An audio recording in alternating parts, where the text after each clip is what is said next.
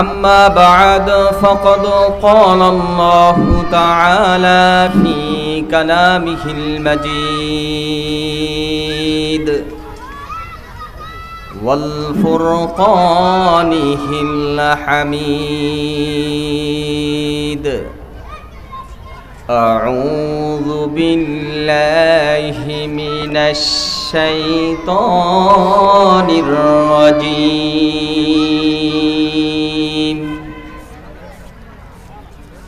بسم الله الرحمن الرحيم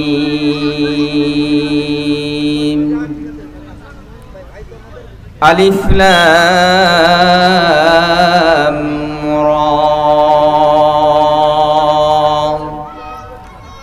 كتاب أنزلناه إليك لتخرج الناس من الظلمات إلى النور بإذن ربهم إلى صراط العزيز الحميد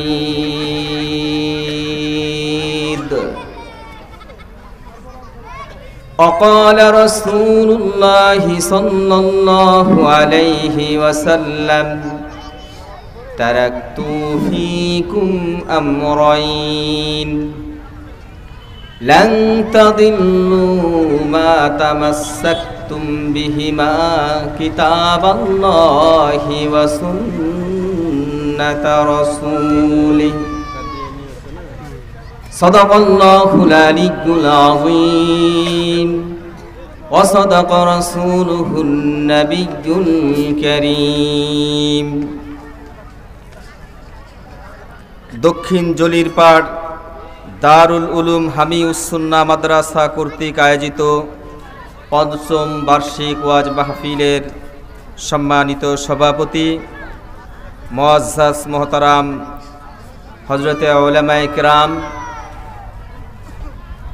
এবং প্রত্যন্ত অঞ্চলের বিভিন্ন মহল্লা থেকে আগত কোরআন হাদিসের প্রেমে উদ্বুদ্ধ হয়ে সমাগত সম্মানিত তৌহিদি জনতা, পর্দার অন্তরালের সম্মানিতা মা ও বোনেরা, আমরা শুরুতেই মহামহিয়ান আল্লাহ রাব্বুল আলামিনের দরবারে দিল থেকে মন থেকে গভীর শ্রদ্ধা ভক্তি উজাড় করে দিয়ে কালেমাতুশ শুকুর আদায় করছি ওই মহামহিয়ান আল্লাহ রাব্বুল আলামিনের দরবারে, যিনি আজকের এই বরকতময় মজলিসে আমাদেরকে সুস্থতার সাথে আসার বসার তৌফিক করে দিয়েছেন। এজন্য সকলে বলি আলহামদুলিল্লাহ। সম্মানিত তৌহিদি জনতা, আজ যেহেতু একটি দ্বীনি মাদ্রাসার উদ্যোগে আয়োজিত মাহফিল, এজন্য আমরা আল্লাহ রাব্বুল আলামিনের পক্ষ থেকে নাজিলকৃত বিশ্ব মানবতার মহান মুক্তির সনদ আল কোরআনুল কারীমের গুরুত্ব এবং ফজিলত সম্পর্কিত কিছু আলোচনা শুনবো ইনশাআল্লাহ। আমা তাওফিকি ইল্লা বিল্লাহ আলাইহি তাওয়াক্কালতু ওয়া ইলাইহি উনীব। আল্লাহ রাব্বুল আলামিন আমাদেরকে যেন ইখলাসের সাথে বলার এবং ইখলাসের সাথে আমলের নিয়তে অন্যের নিকট পৌঁছানোর নিয়তে মনোযোগের সাথে শেষ পর্যন্ত আলোচনা শোনার তৌফিক দান করেন। এজন্য আমরা সর্বপ্রথম সেই মালিকের দরবারে বিনীতভাবে তৌফিক কামনা করছি, তিনি যেন আমাদেরকে শেষ পর্যন্ত আজকের এই দ্বীনের মজলিস থেকে, কোরআনের এই মাহফিল থেকে, জান্নাতের এই বাগিচা থেকে যিনি হক কথা সহি কথাগুলো শুনে তার উপর আমল করার তৌফিক দান করেন। সকলে বলি আমিন। সম্মানিত তৌহিদি জনতা, আমরা মুসলমান। কোরআনে কারিমে আল্লাহ রাব্বুল আলামিন এই মুসলমানদের সম্পর্কেই বলেছেন, কুনতুম খায়রা উম্মাতিন উখরিজাত লিন-নাস তা'মুরুনা বিল মা'রুফি ওয়া তানহাউনা আনিল মুনকার ওয়া তু'মিনুনা বিল্লাহ। তোমরাই হচ্ছ সর্বোত্তম জাতি, তোমাদেরকে বের করা হয়েছে মানবতার কল্যাণের জন্য। তোমরা মানুষকে সৎ কাজে আদেশ দিবে, অসৎ কাজে নিষেধ করবে এবং তোমরাও পরিপূর্ণভাবে আল্লাহর উপর ঈমান আনবে। সুতরাং আমরা অন্যান্য জাতির মতো নয়, আমরা সর্বশ্রেষ্ঠ জাতি। আমাদের আমল, আখলাক, চাল চলন, কথাবার্তা, মুআমালাত, মুআশারাত সব কিছুতে যেন সেই শ্রেষ্ঠত্বের নমুনা থাকে। আমাদেরকে মনে রাখতে হবে আমাদের জীবন জীব জানোয়ারের মতনও যেভাবে ব্যয় করা যাবে না, তদ্রূপ যাদের ধর্মের কোনো ভিত্তি নেই সেই সমস্ত ভিত্তিহীন কাল্পনিক ধর্মের অনুসারীদের মতো যখন যা ইচ্ছা তখন তাই করা আমাদের যাবে না।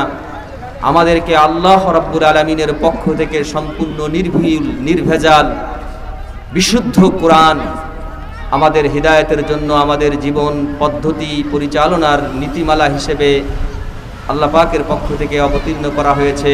সেই কোরআনের আলোয় আমাদের জীবনকে আলোকিত করতে হবে, সেই কোরআনের মতে আমাদের জীবনকে পরিচালিত করতে হবে। এটাই হচ্ছে আমাদের একজন মুমিন মুসলমান হিসেবে জীবনের প্রতিজ্ঞা। আমি ধনী হই, দরিদ্র হই, নারী হই আর পুরুষ হই, আমাকে অবশ্যই কোরআন সুন্নাহর বাহিরে কোনো অবস্থাতেই কোনো অজুহাতে যাওয়া যাবে না। স্বয়ং রাসূল করিম সাল্লাল্লাহু আলাইহি ওয়াসাল্লাম তার জীবনের নানান অবস্থার সম্মুখীন হয়েছে। কখনো দারিদ্রতার কষাঘাতে পিষ্ট হয়েও তিনি ইসলামের উপর অটল অবিচল থেকেছে। কখনো নিজে একজন ব্যবসায়ী দায়িত্ব পালন করেও ইসলামের উপর অটল অবিচল ছিলেন। কখনো একজন যুদ্ধের সমর নায়ক হয়েও ইসলামের পথে তার জীবনকে পরিচালিত করেছেন। কখনো আবার একজন রাষ্ট্রপ্রধান হয়েও ইসলামের উপর তার জীবনকে পরিচালিত করেছেন।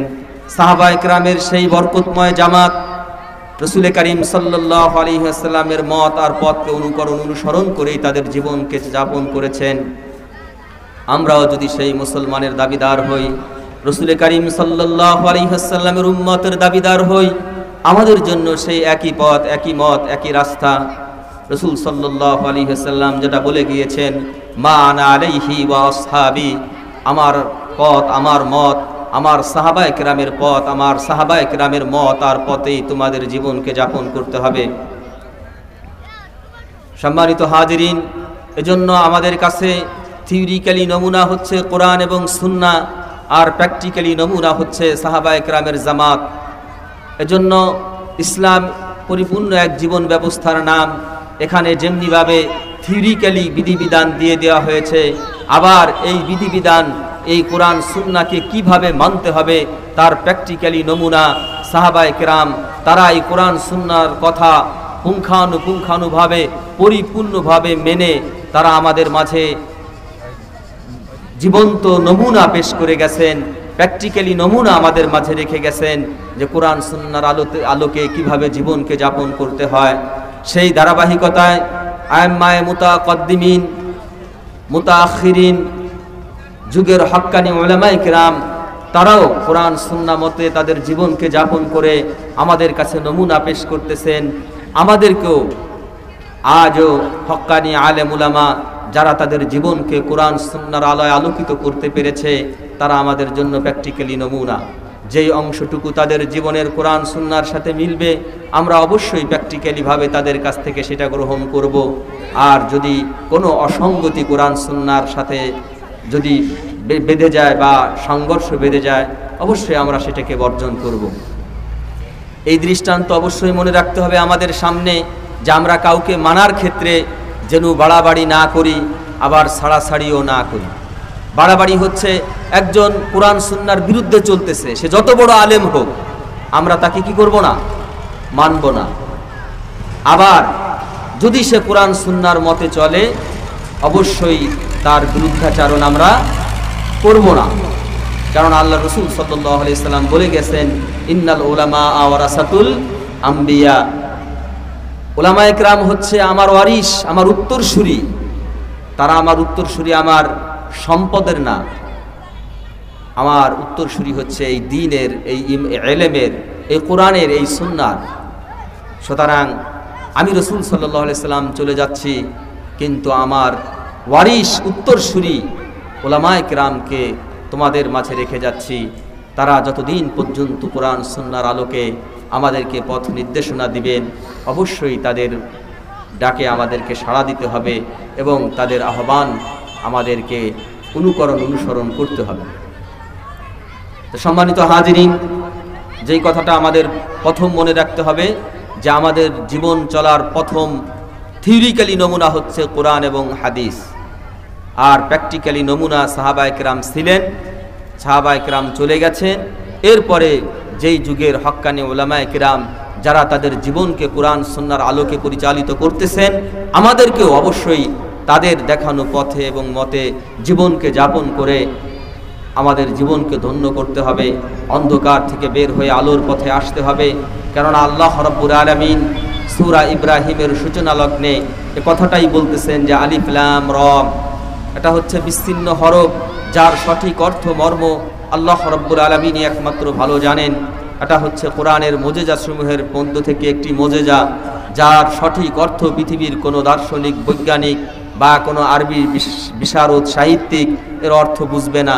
এটা একটা মুজিজা যে যার অর্থ একমাত্র আল্লাহ পাকই ভালো জানেন, অথবা তার রাসূল সাল্লাল্লাহু আলাইহি ওয়াসাল্লামকে যেটা জানিয়েছেন তিনিই কেবলমাত্র জানেন, এছাড়া অন্য কেউ জানার ক্ষমতা রাখে না। এরপরে আল্লাহ বলতেছেন কিতাবুন আনজালনাহু ইলাইকা লিতুখরিজান নাস মিনাজ যুলুমাতি ইলান নূর। হে রাসূল, এই কিতাব আপনার উপর আমি কেন নাজিল করেছি? এই কিতাব হচ্ছে এক আলোক বর্তিকা, এক প্রদীপ্ত আলোর প্রদীপ। আপনি এই কোরআনের আলোতে মানুষকে কুফরি, শিরিকি, বিদাতি এবং যাবতীয় মিথ্যা এবং অন্যায়ের অন্ধকার থেকে আপনি এই কোরআনের আলো দিয়ে মানুষকে হিদায়াতের আলোর পথে, মুক্তির পথে, সিরাতে মুস্তাকিমের পথে আপনি মানবতাকে ডাকবেন। ইল্লা বিইজনিহি ইলা সিরাতিল আজিজিল হামিদ। আপনি আল্লাহর নির্দেশেই এই মহা প্রশংসিত আল্লাহ রাব্বুল আলামিনের যেই সিরাতে মুস্তাকিমের নির্দেশনা দিয়েছেন, এই সিরাতে মুস্তাকিম সঠিক সরল রাস্তা, এটাই হচ্ছে মানবতার মুক্তির রাস্তা, এটাই হচ্ছে মানবতার শান্তি এবং কামিয়াবি এবং কল্যাণের রাস্তা। সুতরাং আপনি মানুষকে শিরিক, বিদআত, কুফরি, তাগুত এবং মানব রচিত সকল মতবাদের অন্ধকার থেকে আল্লাহ কর্তৃক নির্ধারিত, নির্বাচিত সঠিক পথ সিরাতে মুস্তাকিমের পথে এবং মতে আপনি মানুষকে ডাকবেন, আহ্বান করবেন। মনে রাখবেন, সিরাতে মুস্তাকিমের পথে যদি কেউ চলতে চায় অবশ্যই কোরআনের সহযোগিতা তাকে অবশ্যই লাগবে। কোরআনের নির্দেশনা ছাড়া, কোরআনের আলো ছাড়া কেউ আলো এবং অন্ধকারের পার্থক্য করতে পারবে না। ন্যায় অন্যায়, ভালো মন্দ, হালাল হারাম, এটার পার্থক্য করার মাপকাঠি হচ্ছে কোরআন। মনে রাখতে হবে, একজন মানুষ যত বিবেক সম্পূর্ণ হোক, শুধু তার বিবেক দিয়ে বিবেচনা করে সে হক আর বাতিলকে আলাদা করতে পারবে না যত সময় পর্যন্ত তার সামনে কোরআনের আলো না থাকবে। যেমনিভাবে একজন মানুষের চোখ ভালো চোখ, কিন্তু রাতের অন্ধকারে পথ চলতে গেলে শুধু ভালো চোখ দিয়ে তাকে কিন্তু পথ নির্ধারণ, নির্বাচন করা সম্ভব হবে না, তাকে অবশ্যই বিকল্প কোনো আলোর প্রয়োজন পড়বে। তদ্রূপ একজন মানুষ যত নিজেকে বুদ্ধিজীবী মনে করুক, যত বড় পণ্ডিত আর দার্শনিক মনে করুক, তার জীবনে যদি কোরআনের শিক্ষা না থাকে, তার জীবনে যদি কোরআনের আলো না থাকে, তাহলে সে যত বড়ই পণ্ডিত হোক না কেন, সে তার জীবনকে সহি পথে, সিরাতে মুস্তাকিমের পথে পরিচালিত করতে পারবে না। কারণ সিরাতে মুস্তাকিমের পথে পরিচালিত হওয়ার জন্য আল্লাহ পাক যে আলো দান করেছেন, সে আলোর নাম দিয়েছেন আল্লাহ পাক কোরআন। যেই সিরাতে মুস্তাকিম আমরা প্রত্যেক নামাজের প্রত্যেক রাকাতে সূরা ফাতিহার মাধ্যমে আল্লাহর কাছে চেয়ে থাকি, ইয়্যাকা না'বুদু ওয়া ইয়্যাকা নাস্তাঈন ইহদিনাস সিরাতাল মুস্তাকিম। হে আল্লাহ, আপনি আমাদের সহজ সরল রাস্তা, মুক্তির রাস্তা, আপনাকে পাওয়ার রাস্তা, সেই রাস্তা আপনি আমাদেরকে পরিচালিত করুন। আর আল্লাহ বলতেছেন যে সেই সিরাতে মুস্তাকিমের রাস্তায় পরিচালিত হতে হলে তোমাদের যেই মাধ্যম সেটা হচ্ছে কোরআন। এই কোরআন তোমাদের অবশ্যই লাগবে। কোরআনের আলো ছাড়া কোনো দিন সিরাতে মুস্তাকিমের পথে চলা সম্ভব হবে না। দিকভ্রান্ত হবে, সে হালালকে হারাম মনে করবে, অন্যায়কে ন্যায় মনে করবে, ন্যায়কে অন্যায় মনে করে সে বিভ্রান্ত হবে। বুজুর্গানে দিন একটা সুন্দর উদাহরণ দিয়েছে, অন্ধকারে যদি কেউ পথ চলতে যায় তাহলে সে যেরকম পানিকে বালু মনে করে, বালুকে পানি মনে করে, এরকম সাপকে রশি ভাবতে পারে, আবার রশিকে সাপ মনে করে সে বিভ্রান্ত হতে পারে। তদ্রূপ কোরআনের আলো ছাড়া যদি কেউ তার জীবনের পথে মুক্তির পথে চলতে চায় সে দিকভ্রান্ত হবে, পথভ্রষ্ট হবে, সে ভালো মন্দ নির্ধারণ এবং নির্বাচন করতে সে চরমভাবে ব্যর্থ হবে। এজন্য আল্লাহ পাকের পক্ষ থেকে আমাদের জন্য সেই আলোর দিশা, মুক্তির দিশা কোরআনকে আল্লাহ পাক নির্বাচন করেছেন। রাসূল করিম সাল্লাল্লাহু আলাইহি ওয়াসাল্লাম বলেছেন, তারাকতু ফীকুম আমরাইন লান তাদিল্লু মা তামাসসাকতুম বিহিমা কিতাবাল্লাহি ওয়া সুন্নাত রাসূলি। আমি তোমাদের মাঝে দুটি জিনিস রেখে যাচ্ছি, যতদিন পর্যন্ত তোমরা এই দুটি জিনিসকে শক্ত করে আঁকড়ে ধরবে ততদিন পর্যন্ত তোমরা পথভ্রষ্ট হবে না, গুমরা হবে না, পথ হারা হবে না, দিকভ্রান্ত হবে না। সেই দুটি জিনিস হচ্ছে কোরআন, আর একটি হচ্ছে কি সুন্নাহ। হাদিস না, অনেকে হাদিস অনুবাদ করে থাকে। হাদিস আর সুন্নাহর মধ্যে একটা পার্থক্য আছে। অনেক হাদিস আছে যেটা মানসুখ হয়ে গেছে, অনেক হাদিস দ্বারা হাদিস মানসুখ করা হয়েছে, কোরআনের অনেক আয়াত দ্বারা অনেক হাদিস মানসুখ করা হয়েছে। এজন্য অনেক হাদিস আছে যেটা আমাদের জন্য আমলযোগ্য না, যদিও হাদিস রাওয়ায়াতের দিক দিয়ে সহি, বর্ণনাকারীদের বর্ণনার দিক দিয়ে সহি, কিন্তু হুকুমকে রহিত করা হয়েছে। এরকম অনেক হাদিস আছে। আজকে আমাদের কিছু ভাইয়েরা এরকম সহি হাদিসের দোহাই দিয়ে আমাদের মাঝে যেভাবে বিভ্রান্তি এবং মানুষের মাঝে বিভেদ সৃষ্টির যে পায়তারা করতেছে, তাদের বড় একটা কারণ হচ্ছে এইটা যে তারা হাদিস আর সুন্নাহর ব্যবধান না করার কারণে, না বোঝার কারণে। এজন্য আমাদের বুঝতে হবে রাসূল সাল্লাল্লাহু আলাইহি সাল্লাম আমাদের জন্য যেই দুটি জিনিস রেখে গেছেন তার মধ্যে একটা হচ্ছে কোরআন, আর একটা হাদিস না সুন্নাহ। সুন্নাহ হলো যেটা অনুকরণযোগ্য, অনুসরণযোগ্য, যেটা অনুসরণ করা অবধারিত, যেটা অনুসরণ করতেই হবে। এজন্য আমাদের মুক্তির জন্য, কামিয়াবির জন্য রাসূল সাল্লাল্লাহু আলাইহি ওয়াসাল্লামের পক্ষ থেকে, আল্লাহ রাব্বুল আলামিনের পক্ষ থেকে নির্বাচিত এই দুটি বস্তু আমাদের অবশ্যই আঁকড়ে ধরে থাকতে হবে। এইটা যদি আমরা ছেড়ে দেই তাহলে আমরা আল্লাহর কাছে কিন্তু মানুষ হিসেবেও স্বীকৃতি পাবো না। মুসলমান তো দূরের কথা, মানুষ হিসেবে যদি আল্লাহর কাছে আমরা স্বীকৃতি পেতে চাই তাহলে আমাদের অবশ্যই কোরআনের শিক্ষায় শিক্ষিত হতে হবে, কোরআনের আলোয় আমাদের জীবনকে আলোকিত করতে হবে। যেমন সূরা আর রহমানের মধ্যে আল্লাহ বলতেছেন, আর রহমান আল্লামাল কুরআন খলাকাল ইনসান আল্লামাহুল বায়ান। দয়াময় অতি মেহেরবান আল্লাহ, যিনি শিক্ষা দিয়েছেন কোরআন, সৃষ্টি করেছেন মানুষ এবং দিয়েছেন কথা বলার যোগ্যতা বা নিয়ামত। মুফাসসিরিনে কিরাম আল্লাহ রাব্বুল আলামিনের এই বর্ণনা পদ্ধতি থেকে এই ব্যাখ্যাই করেছেন যে আল্লাহ পাক মানুষ সৃষ্টি করার আগে কোরআন শিক্ষা দেওয়ার কথা কেন বললেন। আগে তো মানুষ সৃষ্টি হবে, তারপরে সে কোরআন শিক্ষা দিবেন।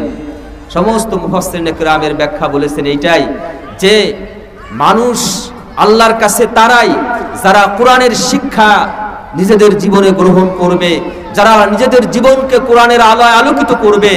এই কোরআনের আলোয় সে আল্লাহর সাথে তার পরিচয় ঘটবে, তার মালিককে সে চিনতে পারবে, সে ন্যায় অন্যায়, ভালো মন্দ, হক বাতিল, সত্য মিথ্যা আলাদা করার যোগ্যতা লাভ করতে পারবে এই কোরআনের শিক্ষার মাধ্যমে।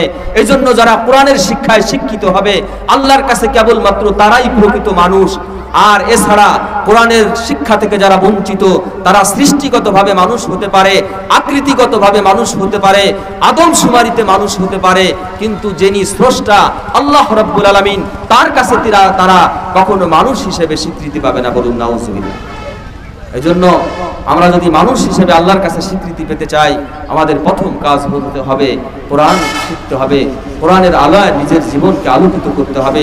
রাসূল সাল্লাল্লাহু আলাইহি ওয়াসাল্লাম বলেন, যার অন্তরে সামান্য পরিমাণ কোরআনের অংশ নাই সেই অন্তর যেন একটা উজাড় ঘর, একটা পরিত্যক্ত ঘর যেরকম মানুষ বসবাস করতে পারে না, তার মধ্যে যেরকম কীট পতঙ্গ, এরকম ভূত পিশাচ ইত্যাদি বসবাস করে থাকে, তদ্রূপ যেই হৃদয়ে যেই অন্তরে কোরআন নাই ওই কোরআনের মধ্যে তাওহীদ, রিসালাত, আখিরাত, ঈমান এটা স্থান পায় না। সে তার মধ্যে শিরিক, বিদআত আর কুফরির অন্ধকার বাসা বেঁধে নেয়। এটা প্রতিরোধ করার যে আলোর প্রয়োজন সেই আলো কোরআন তার ভিতরে না থাকার কারণে সেই অন্তরটা যেন পরিত্যক্ত ঘরের মতন, ওখানে ঈমান বসবাস অনুপযুক্ত হয়ে পড়ে, ওখানে তাওহীদ বসবাসের অনুপযুক্ত হয়ে পড়ে। আল্লাহর প্রেম, মহব্বত, ভালোবাসা তখন ওই অন্তরে স্থান পায় না, যে কারণে তার ইবাদত বন্দেগীতে তার আগ্রহ তৈরি হয় না, আল্লাহর প্রেম মহব্বতের আলোক দীপ্ত তার হৃদয়ে জ্বলে না, যে কারণে সে ইবাদত বন্দিগিতে বিমুখ থাকে। এরকম ইবাদত বন্দিগিতে সে নিজের জন্য বোঝা মনে করে। যেমনটা আল্লাহ রাব্বুল আলামিন বলেছেন, ওয়াস্তাঈনু বিস-সাবরি ওয়াস-সালাহ ওয়া ইন্নাহা লাকাবীরাতুন ইল্লা আলাল খাশিঈন। তোমরা ধৈর্য এবং নামাজের মাধ্যমে আমি আল্লাহ রাব্বুল আলামিনের কাছে যাবতীয় বিষয়ের জন্য সাহায্য প্রার্থনা করো। কিন্তু এই নামাজ আল্লাহ বলতেছেন অত্যন্ত কঠিন কাজ, তবে ইল্লা আলাল খাশিঈন, যারা আল্লাহকে ভালোবাসে, যাদের হৃদয়ে আল্লাহর ভয় ভীতি মহব্বত আছে, তাদের জন্য নয়। আর আল্লাহর ভয় ভীতি মহব্বত সৃষ্টি হয় তাদের অন্তরে, যাদের অন্তরে কোরআন আছে। সম্মানিত উপস্থিতি, এজন্য আমরা মুসলমান হিসেবে আমাদের জীবনকে সহি তরিকায় কোরআন সুন্নাহর আলোকে হিদায়াতের পথে পরিচালিত করার জন্য আমাদের দায়িত্ব হবে কোরআন শিক্ষা। কোরআনের শিক্ষা থেকে যদি আমি বঞ্চিত হয়ে যাই, আমি সব কিছু থেকে বঞ্চিত হব, সকল কল্যাণ থেকে বঞ্চিত হব। কারণ আল্লাহ বলেন, ইন্না হাদিহি তাযকিরা ফামান শাআ আত্তাখাযা ইলা রাব্বিহি সাবিলা। সূরা মুজাম্মিলের 19 নম্বর আয়াতে আল্লাহ বলতেছেন যে ইন্না হাদিহি তাযকিরা, নিশ্চয় যারা এই আমার জিকির, আমার কোরআন আঁকড়ে ধরবে, আমি আল্লাহ রাব্বুল আলামিন অবশ্যই তাদেরকে হিদায়াত দান করব। বলুন সুবহানাল্লাহ। এখানে হিদায়াত পাওয়ার জন্য আল্লাহ পাক তার কোরআনকে আঁকড়ে ধরার জন্য বলেছেন, ইন্না হাদিহি তাযকিরা ফামান শাআ আত্তাখাযা ইলা রাব্বিহি সাবিলা। আমি অবশ্যই তার জন্য হিদায়াতের রাস্তাকে প্রশস্ত করে দিব, আমার কাছে আসার রাস্তাকে তার জন্য প্রশস্ত করে দিব।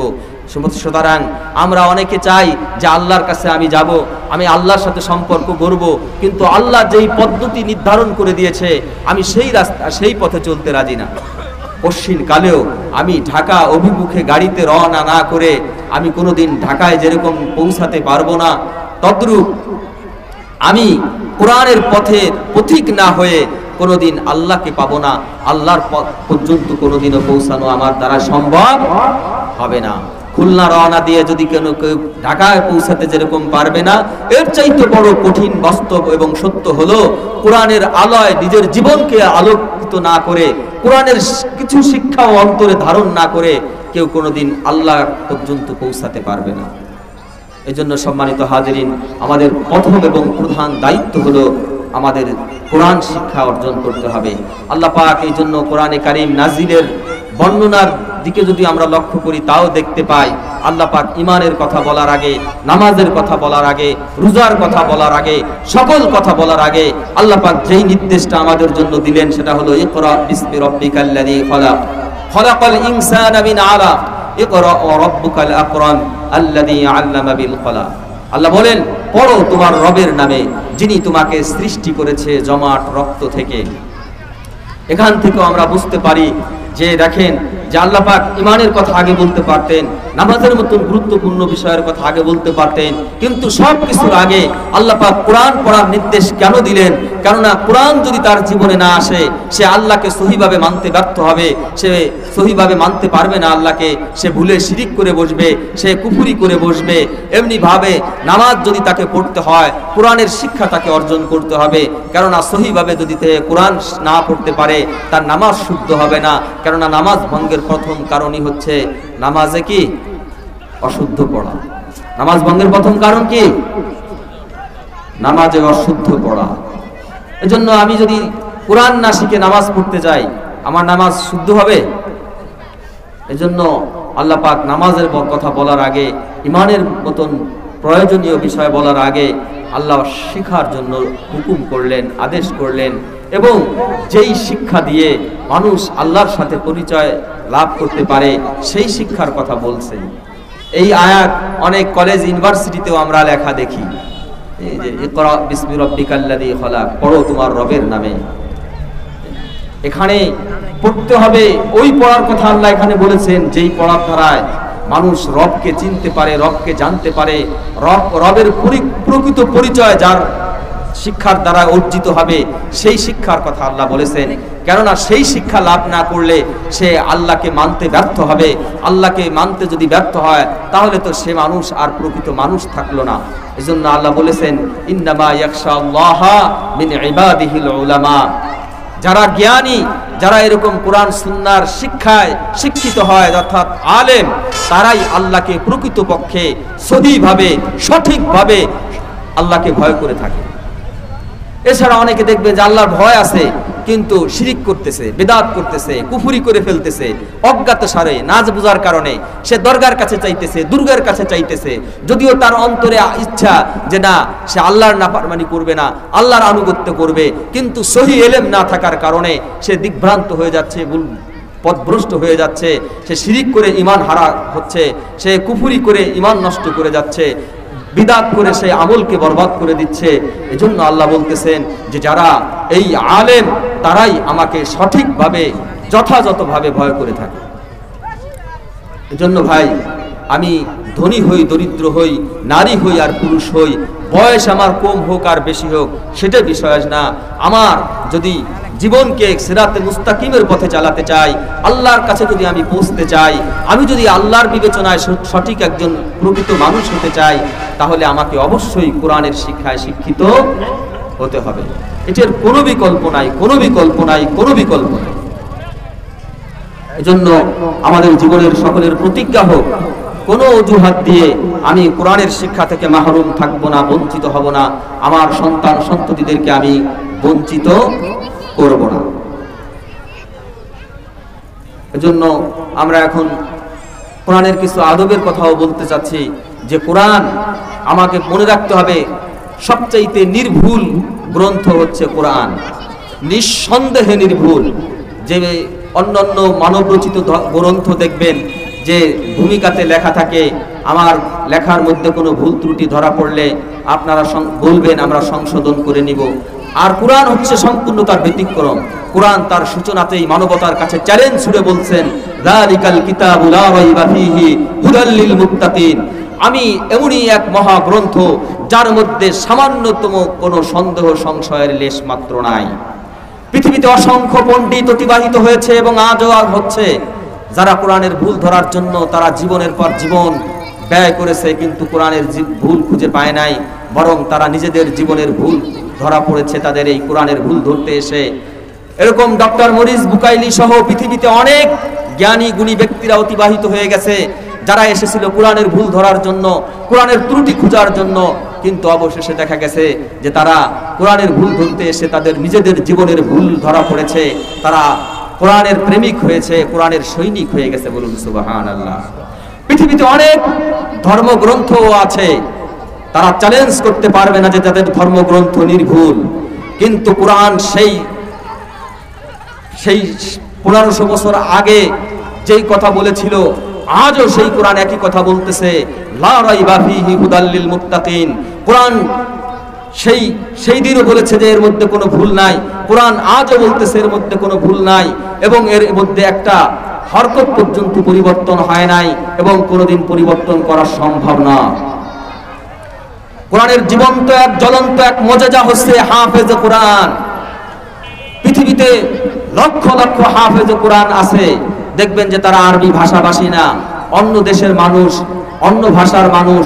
আজ আমাদের বাংলাদেশেও দেখবেন যে আজ আমরা বাংলা ভাষাভাষী হয়েও সেই আরবি কোরআন, আমাদের ছোট ছোট ক্ষুদ্র শিশুরা পর্যন্ত এই কোরআন হিফজ করতেছে, কোরআন মুখস্থ করতেছে। এটা হচ্ছে কোরআনের জীবন্ত এক জ্বলন্ত মুজিজা। ইসলাম সত্যায়নের এক মহাপ্রত্যয়ন করতে হচ্ছে এই কোরআন। ইসলামী যে একমাত্র সঠিক ধর্ম, তার জ্বলন্ত সাক্ষী হচ্ছে কোরআন। পৃথিবীতে আরো শত শত ধর্ম আছে, একটা ধর্ম তাদের ধর্মীয় গ্রন্থের হাফেজ দেখাতে পারবে না। আর কোরআন শুধু একজন নয়, 100 নয়, 1000 নয়, পৃথিবীতে লক্ষ লক্ষ হাফেজে কোরআন এই কথার সাক্ষী দেয় যে একমাত্র ইসলামই হচ্ছে সঠিক ধর্ম, একমাত্র ইসলামই হচ্ছে নির্ভুল ধর্ম। শুধু নির্ভুল ধর্ম নয়, ইন্নাদ-দীনা ইনদাল্লাহিল ইসলাম, ইসলামই আল্লাহ রাব্বুল আলামিনের নিকট একমাত্র গ্রহণযোগ্য মনোনীত জীবন ব্যবস্থা। ওয়া ইয়াবতাগি গায়রাল ইসলাম দীনা ফালা ইউকবালা মিনহু ওয়া হুয়া ফিল আখিরাতি মিনাল খাসিরিন। ইসলাম ছাড়া অন্য পথে অন্য মতে কেউ যদি মুক্তি খোঁজে, আল্লাহকে খোঁজে, কশ্চিনকালেও সে পাবে না। সে দুনিয়াতেও ক্ষতিগ্রস্ত হবে, আখিরাতেও ক্ষতিগ্রস্ত হবে। এটাই চিরন্তন সত্য, এটাই বাস্তব। আজ যদি পৃথিবীর সকল কোরআনের দুশমনেরা মিলে আজ যদি সারা পৃথিবীর সকল কোরআনকে জ্বালিয়ে পুড়িয়েও দেয়, নাউজুবিল্লাহ, তারপরেও এই পৃথিবীতে এমন লক্ষ লক্ষ হাফেজে কোরআন রয়েছে যারা আবার হুবাহু কোরআন লাউহে মাহফুজ থেকে অবতীর্ণ, আল্লাহর পক্ষ থেকে নাজিলকৃত সেই হুবাহু কোরআন হাফেজদের সিনার থেকে আবার রচনা করা সম্পূর্ণরূপে সম্ভব। পৃথিবীতে অন্য কোন ধর্মগ্রন্থ এইরকম চ্যালেঞ্জ করতে পারবে না।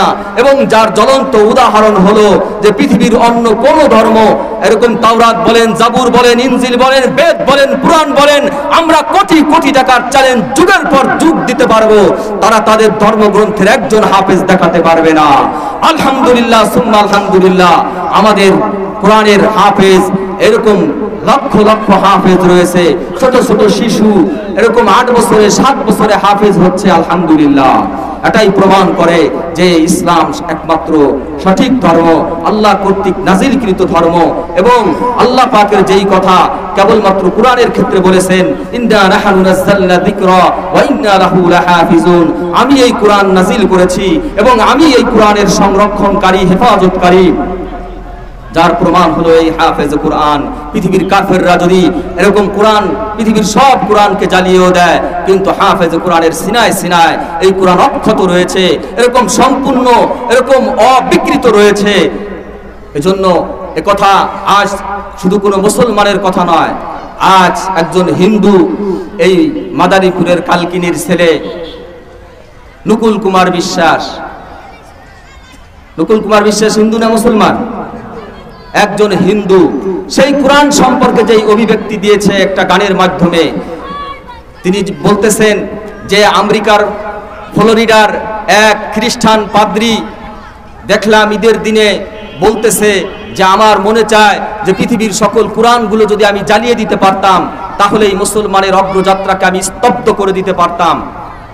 একজন হিন্দু হয়ে তখন তার হৃদয়ের মধ্যে এক ব্যথা জাগ্রত হয়েছে, তাই তিনি একটা গান রচনা করেছে যে যদি আগুন লেগে ধ্বংস হয় পৃথিবীর সব বইয়ের দোকান, তবু বিশ্ব থেকে হারাবে না পবিত্র কোরআন।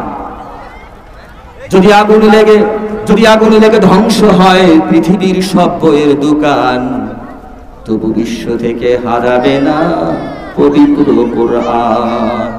ওরে কেমন করে কোরআন পোড়ায় আগুনের তেজ, আছে বিশ্ব ভরা লক্ষ লক্ষ কোরআনের হাফেজ।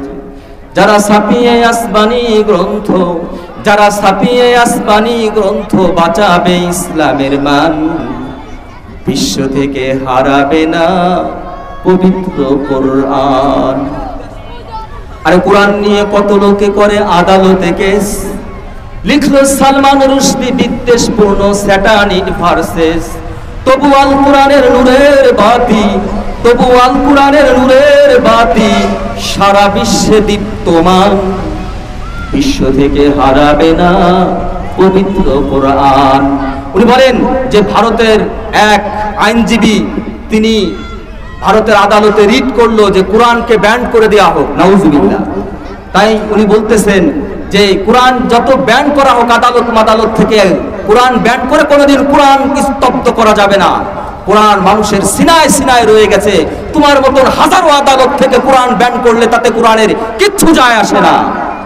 সালমান রুশদির মতন সেই কুখ্যাত জানোয়ার এই কোরআনের বিকৃতি করে সে স্যাটানিক ভার্সেস লিখেছিল।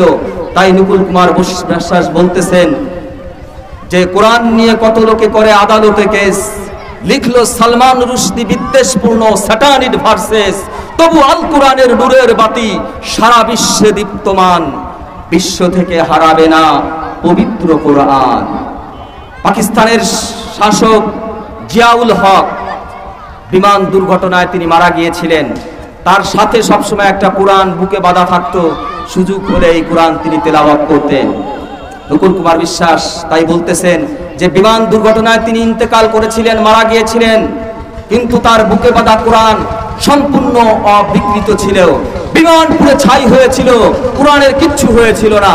তাই উনি বলছেন যে পাকিস্তানের জিয়া মরল দুর্ঘটনায় ভাই, যার বিমান পুড়ে ছাই হয়েছে, কোরআন পড়ে নাই।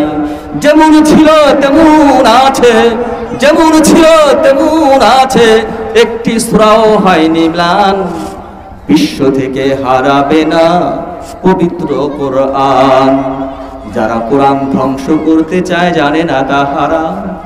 এই গ্রন্থের প্রতি পাতা সদা ফেরেশতারা দেয় পাহারা। এই গ্রন্থের প্রতি পারাম সদা ফেরেশতারা দেয় পাহারা। এ যে আমার বিশ্ব নবীর সাধনার ধন, নকুল কয় আল্লাহর দান। বিশ্ব থেকে হারাবে না পবিত্র কোরআন। এটাই সত্য, এটাই বাস্তব। সারা দুনিয়ার সকল কিতাবের এরকম পুস্তকের গ্রন্থ যদি কেউ জ্বালিয়েও দেয় কোনো বেঈমান, কিন্তু কোরআনকে নিঃশেষ করা যাবে না, কোরআনকে ধ্বংস করা যাবে না। কোরআন আল্লাহ যেরকম অবিনশ্বর, আল্লাহর কোরআন তেরকম অবিনশ্বর। আল্লাহর কোরআন সাধারণ অন্যান্য কিতাবের মতো নয়। অন্যান্য তাওরাত জাবুরকে বলা হয় কিতাব, আর কোরআনকে বলা হয় কালামুল্লাহ। তাওরাত জাবুর এগুলো ছিল কিতাবুল্লাহ, আল্লাহর কিতাব, কিন্তু কোরআন হলো কালামুল্লাহ। এটা শুধু কিতাবই নয়, এটা আল্লাহর বাণী, আল্লাহর কথা। আল্লাহর কথা, আল্লাহ যেরকম চিরশাশ্বত চিরন্তন, আল্লাহর কালাম এই কোরআন তদ্রূপ শাশ্বত এবং চিরন্তন। এজন্য এই কোরআনের প্রতি আমাদের সেই শ্রদ্ধা ভক্তি থাকতে হবে, মনে রাখতে হবে, বিশ্বাস করতে হবে যে আমার জীবন এবং আখিরাতে যদি কামিয়াবির সফলতা চাই, অবশ্যই আমাকে কোরআন আঁকড়ে ধরতে হবে। কোরআনকে বর্জন করে আমি কোনোদিনও কামিয়াবির পথ, কামিয়াবির রাস্তা কোনোদিন পাবো না। এজন্য আমার জীবনে কোরআন পড়তে হবে, কোরআন তেলাওয়াত করতে হবে, আদবের সাথে কোরআন তেলাওয়াত করতে হবে। আল্লাহ পাক তার আদব বর্ণনা করতে গিয়ে প্রথম বলতেছেন যে কোরআন পড়তে গেলে শয়তান সবচেয়ে বেজার হয়। কোরআন পড়তে গেলে সবচেয়ে বেজার হয় কে? শয়তানের গায়ে আগুন জ্বলে যায় কোরআন পড়তে গেলে, কোরআন শিখতে গেলে। দেখবেন যে আপনি অনেক নেক কাজ করলে শয়তান বেজার হয় না অত, কিন্তু আপনি কোরআন শিখতে যাবেন, কোরআন পড়তে যাবেন, নানান অজুহাত আপনাকে চেপে ধরবে। এজন্য আল্লাহ বলতেছেন যে যখন তুমি কোরআন পড়তে যাবে, তখন তুমি ওয়াইদা ক্বরাআতাল কুরআন ফাস্তাঈদ বিল্লাহি মিনাশ শাইতানির রাজীম, কোরআন পড়ার পূর্বে এই দোয়া পড়ে নিবে, আউযু বিল্লাহি মিনাশ শাইতানির রাজীম।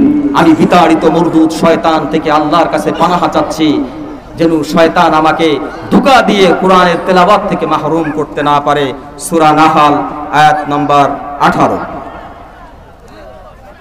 আয়াত নম্বর।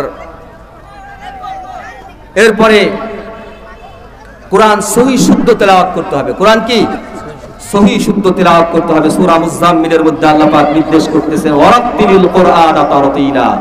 কোরআন একেবারে বাংলা উচ্চারণে এরকম ব্যাকাব্যাকি করে পড়বা তা নয়, কোরআন পড়তে হবে আরবিতেই। কেননা আমি কোরআন আরবিতেই নাজিল করেছি, এটাকে বিশুদ্ধভাবে পড়তে হলে আরবিতেই পড়তে হবে। সুতরাং ওয়ারাত্তিলিল কুরআনা তারতিলা, তোমরা কোরআনকে তারতিলের সাথে সহি শুদ্ধভাবে তোমরা কি করবা?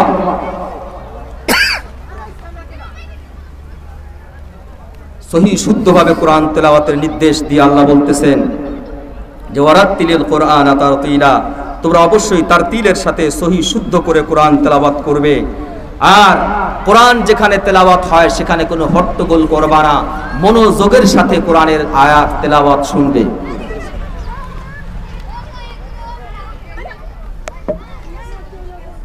আল্লাহ বলেন ওয়াকালাল্লাযীনা কাফারু লা তাসমাউ লিহাদাল কুরআনি ওয়ালগু ফি লাআল্লাকুম তাগলিবুন। মনে রেখো, কোরআনের মজলিসে বিশৃঙ্খলা সৃষ্টি করা একমাত্র কাফেরদের কাজ। কিয়ামত পর্যন্ত মানুষকে স্মরণ রাখতে হবে সে কথা। আল্লাহ পাক যে কথা বলতেছেন যে ওয়াকালাল্লাযীনা কাফারু, কাফেররা কেবলমাত্র বলে থাকে লা তাসমাউ লিহাদাল কুরআন, তোমরা কোরআন শুনবে না, কোরআনের মজলিসে যাবে না। যদি তোমরা কখনো কোরআনের মজলিস কখনো দেখো, সেখানে যে তাগলিবুন হট্টগোল লাগাও, 144 ধারা জারি করো, এটা বিশৃঙ্খলা লাগাইয়া দাও, যাতে না মানুষ কোরআন শিখে যেন হিদায়াত পেতে না পারে। কিন্তু জেনে রেখো, যেই সমস্ত কাফেররা এরকম কোরআনের মজলিসে ব্যাঘাত সৃষ্টি করবে, তাদের জন্য আল্লাহ রাব্বুল আলামিনের পক্ষ থেকে রয়েছে কঠিন আযাব এবং কঠিন শাস্তি। সূরা হামিম সিজদা আয়াত নম্বর 26 এবং 27। আল্লাহর এই নির্দেশনা থেকে আমরা বুঝতে পারলাম যে কোরআনের মজলিসে কখনোই কি করা যাবে না, বাধা বিঘ্ন সৃষ্টি হয় এমন আচরণ করা যাবে না, কোনো অজুহাত দিয়ে কোরআনের মজলিস বন্ধ করা যাবে না। এটা কাফেরদের স্বভাব, এটা আল্লাহ বলতেছেন। আমি আয়াত নম্বর সহ বলতেছি, এটা কোনো ব্যক্তির কথা নয়, স্বয়ং আল্লাহ রাব্বুল আলামিনের কথা। আল্লাহ আরো বলেছেন, ওয়াইদা কুরিয়াল কুরআনু ফাসতামিউ লাহু ওয়া আনসিতু লাআল্লাকুম তুরহামুন। কোরআনের আলোচনা যখন হবে, তোমরা দিলের কানে মনোযোগের সাথে একাগ্র চিত্তে সেই আলোচনা তোমরা শ্রবণ করবে। যদি তোমরা এমনটা করো তাহলে আল্লাহ রাব্বুল আলামিন তোমাদের প্রতি দয়া করবেন, অনুগ্রহ করবেন, তোমাদের প্রতি মেহেরবানি করবেন। সূরা আরাফ আয়াত নম্বর 204। সুতরাং কোরআনের মজলিসে কি করা যাবে না, অমনোযোগীও হওয়া যাবে না। বিশৃঙ্খলা তো দূরের কথা, অমনোযোগীও হওয়া যাবে না। কোরআনের মজলিসে বসতে হবে মনোযোগের সাথে, কথাগুলো শুনতে হবে দিলের কানে একাগ্রতার সাথে। সুতরাং এই কোরআন পৃথিবীতে টিকিয়ে আছে যেই মার্কাজের মাধ্যমে, সেটা হচ্ছে দ্বীনি মাদ্রাসা। যদি মাদ্রাসা থাকে তাহলে এই কোরআনের শিক্ষা চালু থাকবে, কোরআনের হাফেজ তৈরি হবে, মসজিদে যোগ্য আমরা ইমাম পাবো, মসজিদে সহিভাবে ইমামতি করার লোক এটা তো আসমান থেকে পড়বে না, গায়বী ভাবেও হবে না, জমিন ফেটেও আসবে না। এরকম সহি লোক আমরা কেবলমাত্র মাদ্রাসায় কোরআনের শিক্ষায় যারা শিক্ষিত হবে তাদের মাধ্যমে পাবো। এমনি ভাবে দাওয়াত ও তাবলীগ বলেন, যত তাজকিয়া বলেন, আত্মশুদ্ধি বলেন, এটা কারা করবে? যারা কোরআন হাদিসের আলোয় নিজেদের জীবনকে আলোকিত করছে, কোরআন হাদিস অনুযায়ী যারা যাদের জীবনকে পরিচালিত করতেছে, তাদের দ্বারাই সেরকম সহিভাবে ইমামতি করা সম্ভব, সহিভাবে দাওয়াত ও তাবলীগের কাজ পরিচালনা করা সম্ভব, সহিভাবে পীর মুরিদির মাধ্যমে আত্মশুদ্ধি লাভ করা সম্ভব। অত্যন্ত দুঃখ আর পরিতাপের বিষয় হলো আজ বাংলাদেশে এরকমও পীর পাওয়া যায় যাদের মুখে দাড়ি পর্যন্ত নাই, কোরআনের শিক্ষা পর্যন্ত নাই। বলুন নাউজুবিল্লাহ। আপনাদের গ্রামের একটা পল্লীর অজর পাড়াগার একটা মসজিদে দাড়ি ছাড়া ইমাম রাখবেন? কোন জায়গায় রাখবেন যে দাড়ি ছাড়া ইমাম? আরে দাড়ি ছাড়া একটা মসজিদের ইমাম যদি আপনারা না রাখেন, তাহলে দাড়ি ছাড়া আবার পীর হয় কি করে? দাড়ি ছাড়া আবার মুজাদ্দিদে জামান হয় কি করে? দাড়ি ছাড়া আবার কি বিশ্বলি হয় কি করে? নাউজুবিল্লাহ। আজকে আমাদের বিবেক এমন ভাবে পচেছে, এমন ভাবে নষ্ট হয়েছে যে আজকে আমরা কে হক আর কে বাতিল তার কোনো পার্থক্য আর বিচার বিশ্লেষণ না করেই আমরা যাকে তাকে অনুকরণ করি, অনুসরণ করি। নাউজুবিল্লাহ। আমাদেরকে ফিরে আসতে হবে, মনে রাখতে হবে কোরআনের শিক্ষায় শিক্ষিত হওয়া ব্যক্তি ছাড়া অন্য কেউ সমাজের ধর্মীয় নেতৃত্ব বিশেষ করে কোনোভাবেই দেয়া তার দ্বারা সম্ভব না। সে কোনোদিনও ধর্মীয় নেতা হতে পারে না, সে কোনোদিনও মানুষের আধ্যাত্মিক রাহাবার হতে পারে না। আধ্যাত্মিক রাহাবার, ধর্মীয় রাহাবার, ধর্মীয় নেতা তো কেবল সেই হতে পারে যার মধ্যে ধর্মীয় বিশুদ্ধ জ্ঞান আছে এবং সেই জ্ঞানের আলোকে তাদের জীবনকে যারা পরিচালিত করে, কেবলমাত্র তাদের কথা, তাদের মতো আমরা আমাদের জীবনকে পরিচালিত করব। আমাদের পরিবার টুকরা সন্তান সন্ততিদেরকে অবশ্যই কোরআনের আলো আলোকিত করব, কারণ আল্লাহ নির্দেশ করেছেন, ইয়া আইয়ুহাল্লাযীনা আমানু কু আনফুসাকুম ওয়া আহলিকুম নারা। হে ঈমানদারগণ, তোমরা নিজেরা জাহান্নাম থেকে বাঁচো এবং তোমাদের পরিবার পরিজনকে জাহান্নাম থেকে বাঁচাও। আর এই জাহান্নাম থেকে বাঁচাতে হলে, জাহান্নাম থেকে বাঁচানোর প্রতিবন্ধকতা দেওয়াল হলো এই কোরআন। এজন্য আমি কোরআন শিখবো, আমি যে বয়সেই হোক।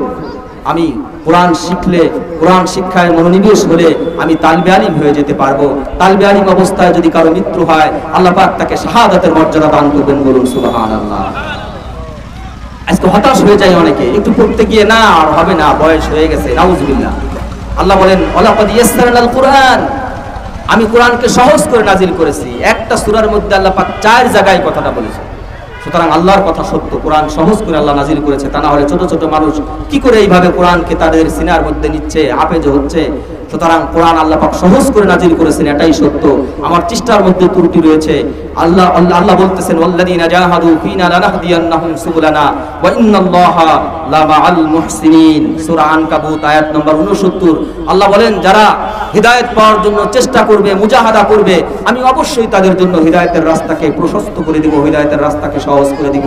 আপনি কোরআন শিক্ষার জন্য মুজাহাদা করেন, অবশ্যই আল্লাহ পাক আপনাকে কোরআন শিক্ষায় শিক্ষিত করবেন।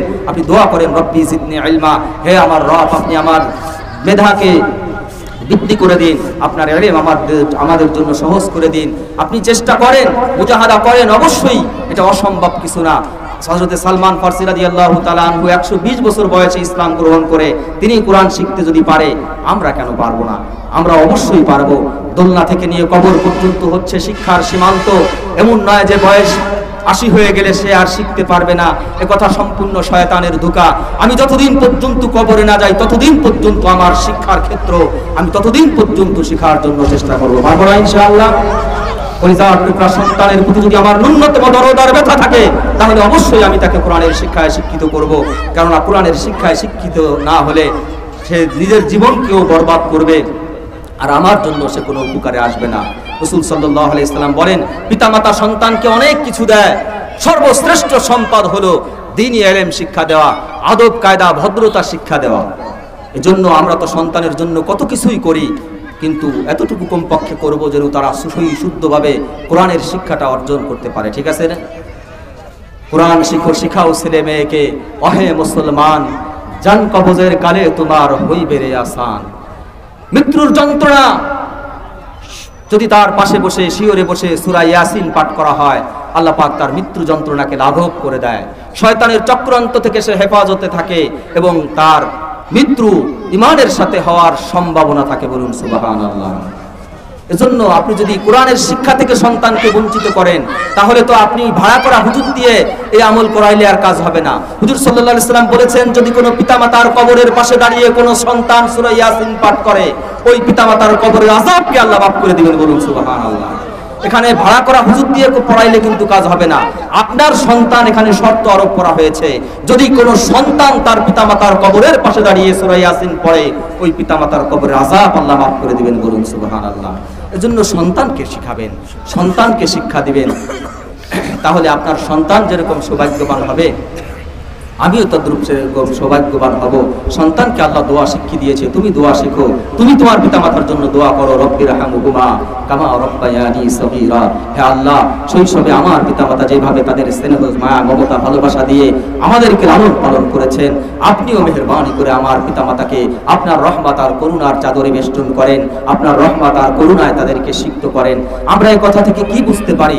এখানে আল্লাহ পাক দোয়া কবুল করবেনই বিধায় আল্লাহ পাক সন্তানকে শিক্ষা দিয়েছেন।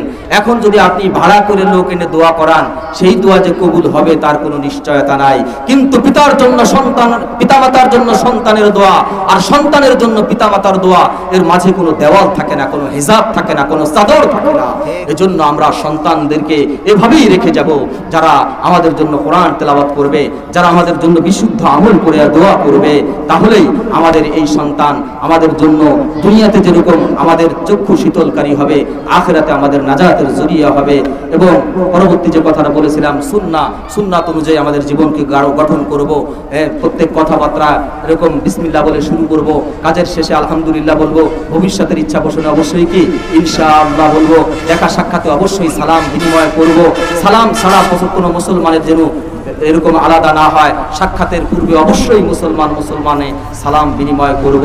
এরকম ভবিষ্যতের ইচ্ছা পোষণে ইনশাআল্লাহ বলা, এরকম কারো বিদায় জানাতে ফি আমানিল্লাহ বলা, এরকম ইসলামী পরিভাষা আমরা সব ক্ষেত্রে ব্যবহার করব। ইহুদি খ্রিস্টানদের সেই tata bye bye, good morning, এই সমস্ত অভিশপ্ত ইহুদি খ্রিস্টানদের পরিভাষা যেন আমাদের মুসলমানদের সমাজের মধ্যে অনুপ্রবেশ না করে। আল্লাহ পাক আমাদের জীবনের সকল ক্ষেত্রে কোরআন আর সুন্নাহর আলোকে আলোকিত হয়ে জীবনকে যাপন করার তৌফিক দান করুক। আমিন। ওয়া আখিরু দাওয়ানা আলহামদুলিল্লাহি রাব্বিল আলামিন। আলহামদুলিল্লাহ।